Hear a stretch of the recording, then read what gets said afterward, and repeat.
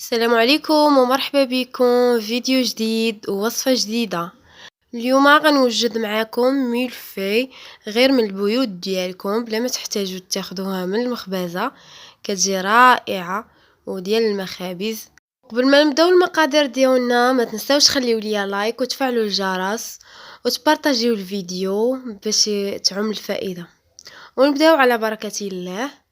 عندنا نص كيلو ديال الدقيق اللي يكون ممتاز، عندنا شويه الملحه، وعندنا معلقه كبيره ديال الخل وثلاثه المعالق كبار ديال الزيت والماء بارد والزبده خاصه بالتوريق.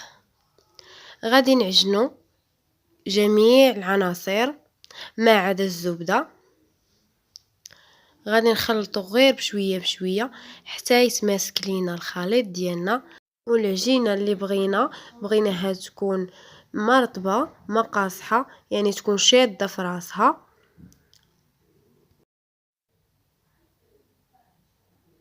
الماء نديرو غير بشويه بشويه حتى نحصلوا على القوام اللي بغينا.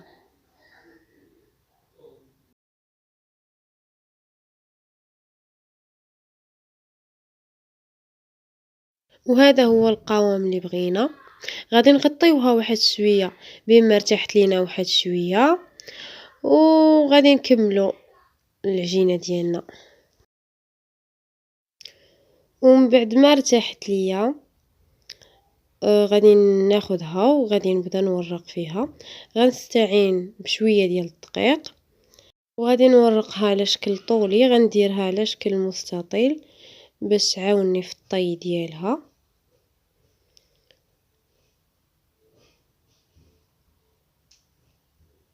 من بعد ما سرحتها غادي ناخد حكاك وغادي نحك فيه الزبده ديالنا على البلاصه الرقيقه.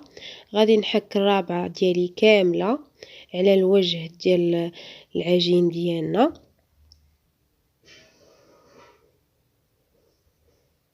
وغادي نقاد في الجوانب اللي ما فيهمش الزبده، وغادي نتنيها من هكا ومن هكا، وغادي ندلكها. وغادي ناخد كيغدون وغادي نثقب بيه في حاله ما الا دارت ليا فقاعات من الجناب غادي نثقب هذوك الفقاعات. وغادي نعاود بنفس العمليه. غادي نبقى نطوي في العجين ديالي 5 طيات. الطيه الخامسه هي اللي غادي نكتفي بها.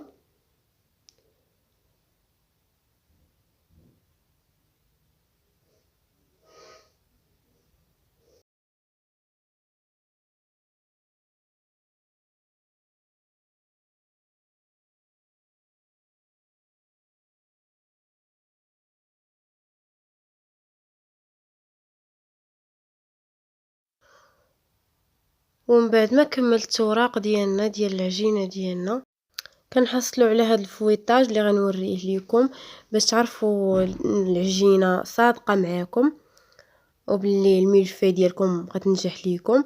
كتحصلوا على هذا الفويطاج. غادي نحصلوا على 3 الاجزاء اللي غادي نسرحوهم على اللاطه، يكونوا مرقاق مغلاط. غادي نسرحوهم على اللاطه، غادي نتقبوهم بالفرشيطه، وغادي نكونوا مسخنين الفرن من قبل على درجه الحراره 200. على بالنسبه اللي عندهم فرن ديال الضوء. بالنسبه اللي عنده الفرن العادي درجه الحراره تكون عاليه شويه.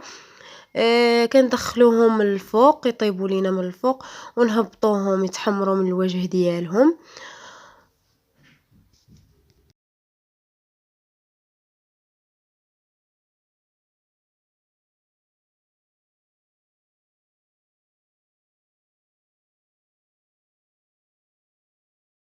بعد ما كملنا من العجين ديالنا غادي ندوزو للكريمه اللي غنديروها ما بين الطبقات. غادي نحتاج نصف لتر ديال الحليب وجوج معالق كبار ديال النشا وجوج معالق كبار ديال كريم باتيسير. النشا تقدروا تعوضوه بالدقيق وثلاثه المعالق كبار ديال السكر السنيده. وعندي تما نكهه الحامض او الليمون تقدروا تعوضوها بنكهه الفاني. كنخلط داكشي وهو بارد مزيان وكنديرو على البوطه حتى كيعقد ليا الخليط ديالنا او الكريمه ديالنا، حتى كنحصلوا على هذا القوام اللي يكون ثقيل. ومن بعد عاد غادي نضيفوا النكهه ديالنا حتى كيختار لينا الخليط. من بعد كنحيدوه من الفوق من البوطه، غادي نغطيوه ببلاستيك غذائي ونديروه يبرد. ومن بعد ما طابت معنا لاباط فويت اولا العجينه المورقه، غادي نخليوها حتى تبرد مزيان ولا كريم حتى هي تكون بارده مزيان. وغناخذوا الطبقه الاولى غنديروا فيها لا كريم، غادي نسرحوا على الطبقه الاولى مزيان. يا حبيب الله ونول شرف لقى صحبتك وخطي في صفوف امتك. ومن بعد غادي نحط فوق منها الطبقه الثانيه، واخا تهرس لينا ماشي مشكل، كلشي غادي يتغطى وكلشي غادي يجي مع بعضياته. وغادي نعاود ندير فوق منها لا كريم من الفوق نسرحها مزيان.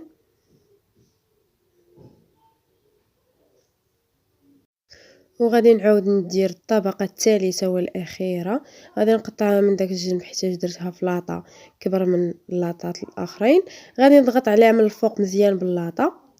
وهنايا غادي ناخذوا الكلاصاج الفوقاني ديال الملفي، غادي نحتاج تما 250 غرام ديال السكر كلاصي ممتاز. الا ما عندكمش الممتاز تقدروا ديروا غير سكر كلاصي العادي، غير تغربلوه مزيان. وعندي تما الحليب والحامض للاسف ما بانش، مهم عندي 2 معالق كبار ديال الحامض. وعاده كنكملوا بالحليب الخليط ديالنا، كنبقاو غاديين بشويه بشويه. الحليب تما غتكون هزات ليا شي 3 المعالق كبار. وغادي ناخذ شويه نديروه مع الكاكاو باش نديرو به الخطوط السوداء.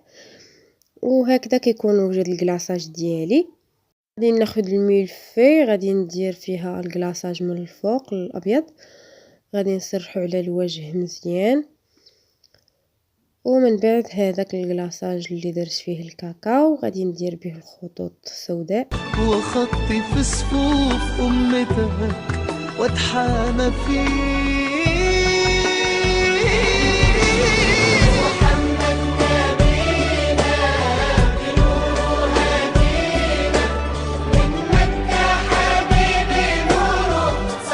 وغادي ناخذ كيغدون اللي غادي نزوق به خطوط الملفي.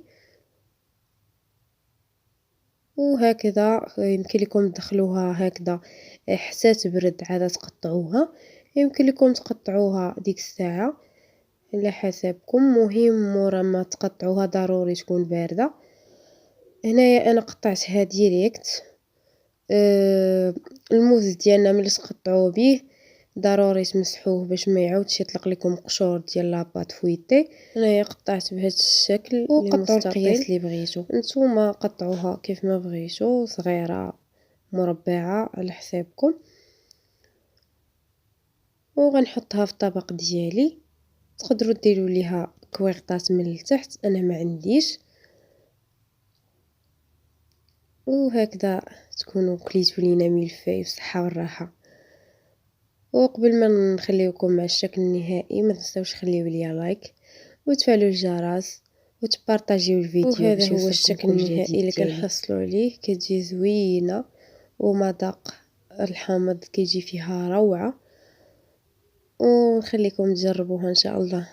السلام عليكم مع فيديو جديد ومع وصفه جديده ان شاء الله.